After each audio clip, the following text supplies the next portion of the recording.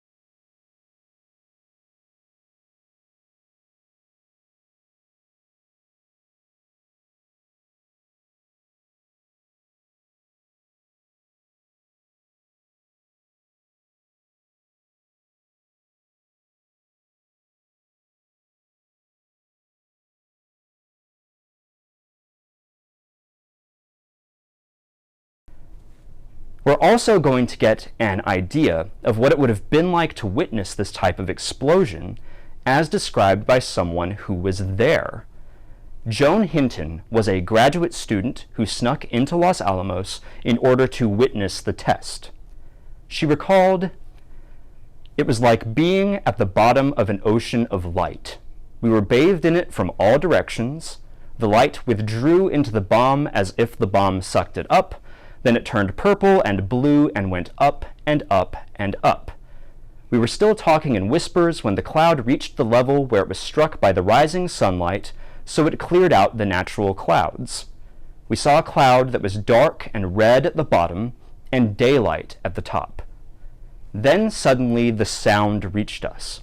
It was very sharp and rumbled, and all the mountains were rumbling with it." Now, after the detonation, the structures at the Trinity test were completely destroyed, and the incredible destruction of a single bomb, as witnessed at Hiroshima and Nagasaki during World War II, left an indelible mark on people throughout the world. So, after seeing this artifact and watching the video, what impact do you think this new weapon had on the Army? How do you think this new weapon impacted soldiers? When we think about the Cold War, it's easy for those of us today in 2024 to look back at this time period and think, well, nothing happened. There were people building bomb shelters in their backyard and hiding under their desks, but nothing happened.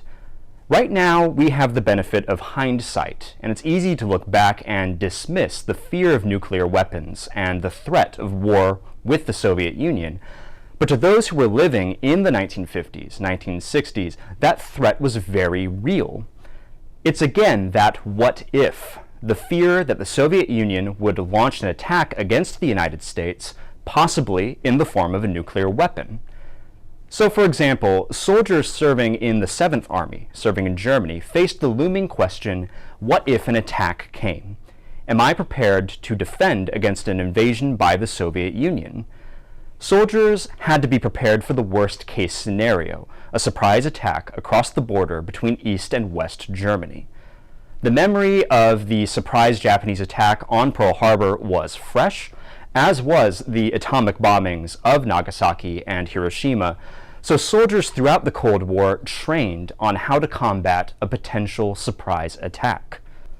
Battalions from the 3 armored cavalry regiments maintained a round-the-clock vigil from observation points and patrol routes along the border.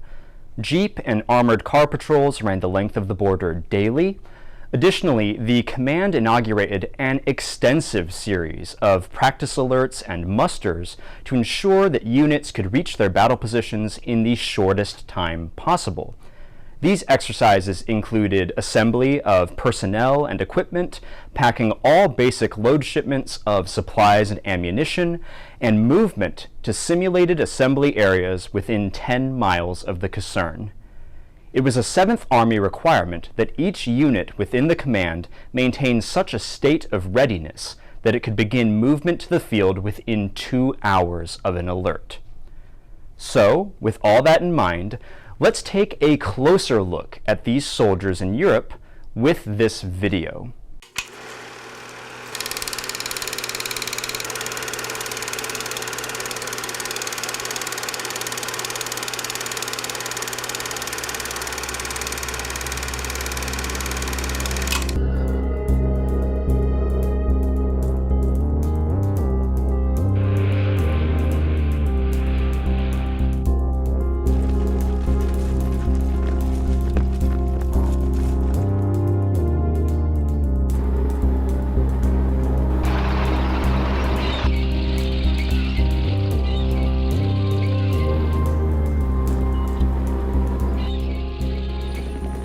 The soldier is proud that he's part of the greatest peacetime fighting forces ever assembled by our country in numbers and firepower, in weapons and equipment, in might. It is a might that each night we sincerely hope that we shall never have to use. But let the enemy make no mistake, we are ready.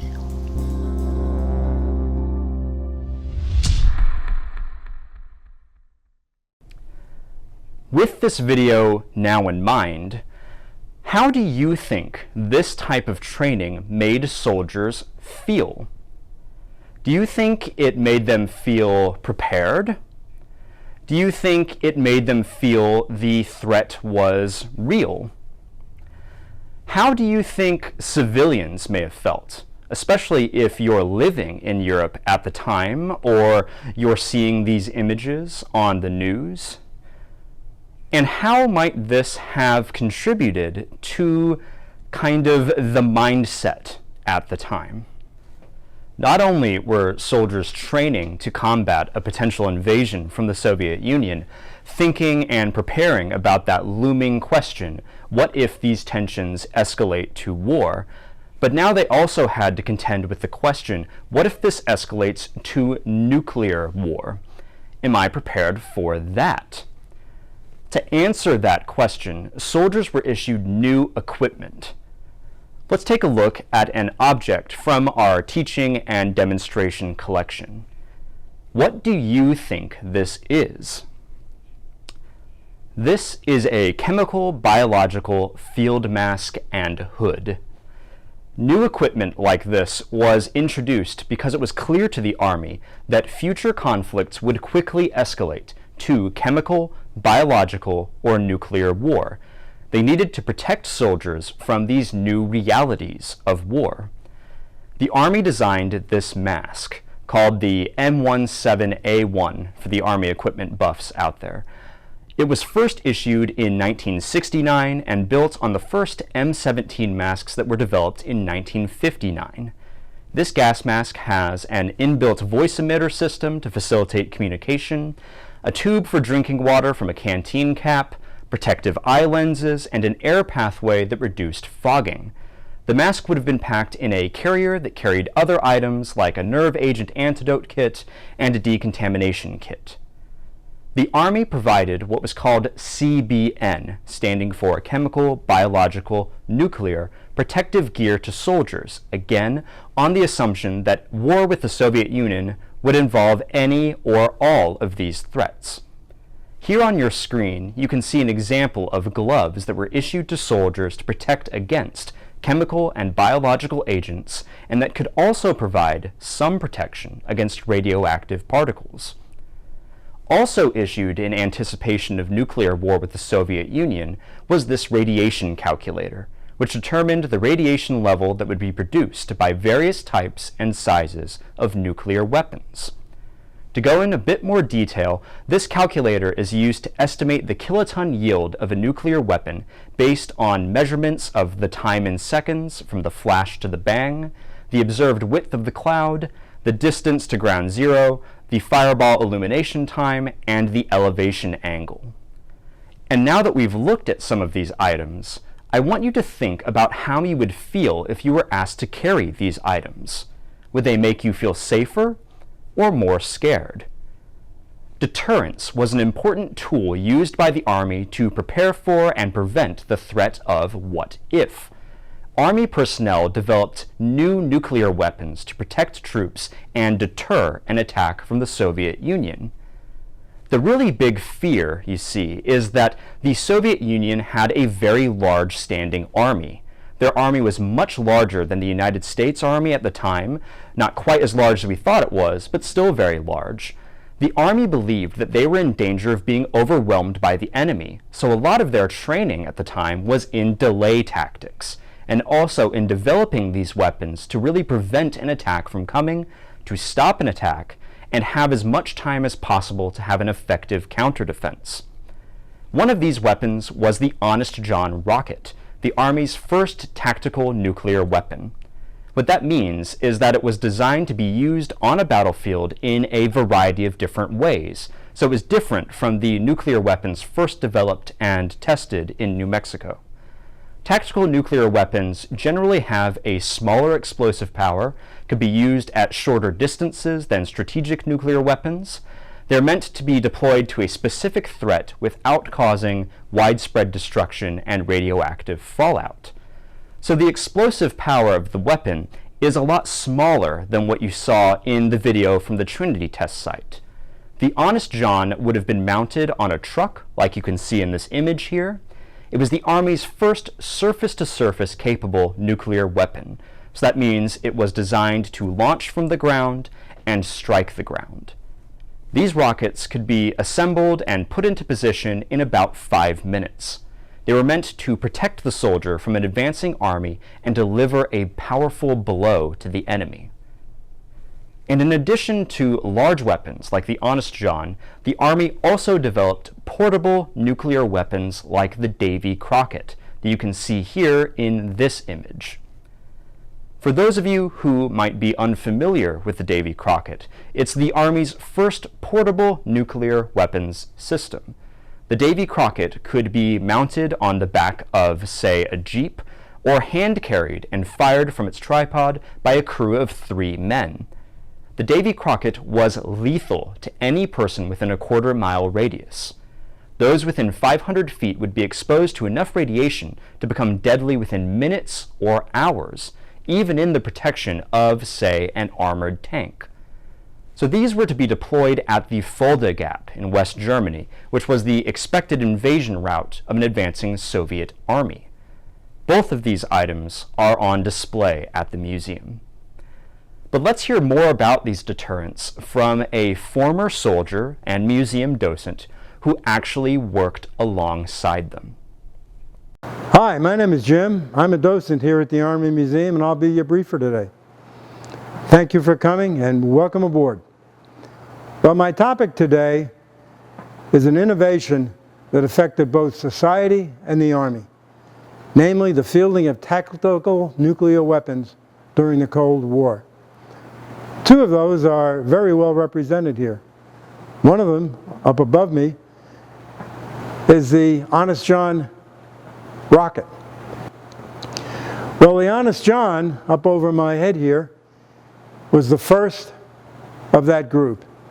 The Honest John rocket, with a range of 15 miles and a yield of 15 kilotons of TNT. 15 kilotons is 15,000 tons.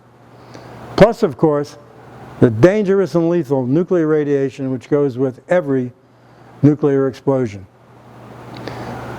We fielded 7,000 of them, and they were in the inventory for almost 40 years, starting at their initial issue in 1953.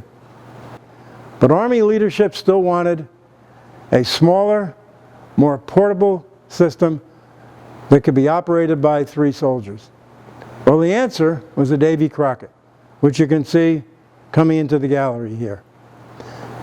The Davy Crockett was 250 pounds, was transported by and fired from a Jeep or from a ground launch, and had a crew of 3.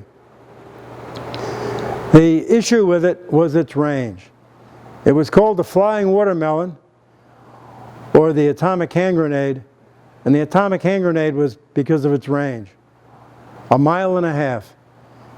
Terribly close for a weapon with enormous blast and the dangerous radiation that came from every nuclear explosion. The M29 was a follow-on, and it extended the range to about 2.5 miles. Longer, but still dangerous in terms of friendly casualties and associated damage. So it didn't last long in the inventory either, about 10 years. A short lifetime, but it did accomplish the mission. Deterrence of the Soviets. Well, as you can see, the Cold War created some interesting situations. In the case of the Honest John, 7,000 nuclear-capable rockets, which were fielded to 12 armies in NATO, the South Korean Army, and Taiwan.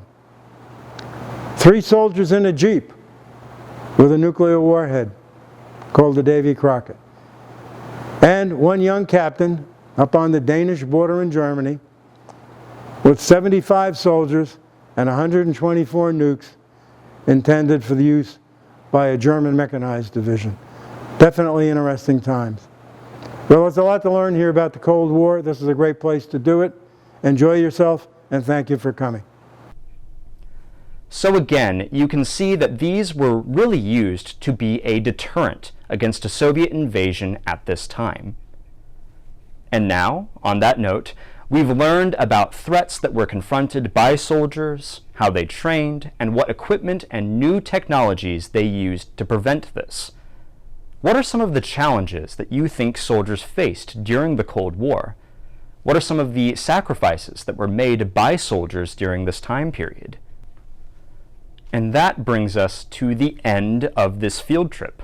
I hope you have a little bit more of an idea about what the Army was facing at this time. Thank you very much for listening, and for more information, please visit our website.